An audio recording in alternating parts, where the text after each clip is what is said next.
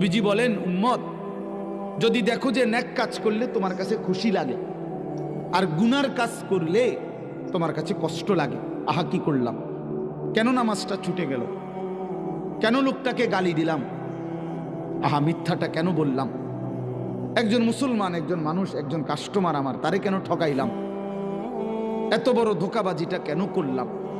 এই যে মানসিকতা, আল্লাহ নবী বলেন এরকমটাও যদি হয় যে নেক কাজে ভাল লাগে, গুনার কাজে কষ্ট লাগে নিজের মধ্যে, আনতা মুমিন, নবীজি বলেন তাহলে মনে রেখো এখনো তুমি মুমিন। কিন্তু যেদিন দেখবা এর চাইতে নিচে নেমে গেছে দিলের হালাত, তো মনে করবা আর ঈমান বহু আগে হারায় গেছে।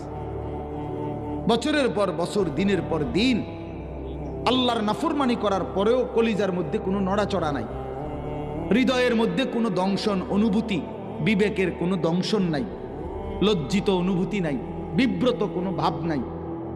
আহা, 365 দিন কোনো দিন ফজরের নামাজ পড়লেন না, নওজোয়ান তুমি পড়লা না, অথচ তোমার হৃদয়ের মধ্যে এই নিয়ে সামান্যতম লজ্জা, আফসোস বলতে কিছু নাই। মনে রেখো বন্ধু, মনে রেখো ঈমান অনেক আগে হারায় গেছে, অনেক আগে হারায় গেছে। 30 বছর ধরে একটা লোক প্রতিদিন সুদ খায় নিয়মিত, কোনোদিন তার বিবেকের মধ্যে একটু নড়াচড়া নাই, আহারে যেটা এত বড় পাপ আমি কতদিন আর করব। বলেন এই লোকের ঈমান কোথায়? এই লোকের ঈমান কোথায়? প্রতিদিন গালি দেয়, প্রতিদিন মন্দ বলে, দিনের পর দিন নারী ছবি, মদ, জুয়া, অশ্লীল ছবি, মোবাইলের অশ্লীল দৃশ্য, এর মধ্যেই তোমার রাত কাটে, এর মধ্যেই দিন কাটে। তাহলে দোস্ত ঈমান কোথায়?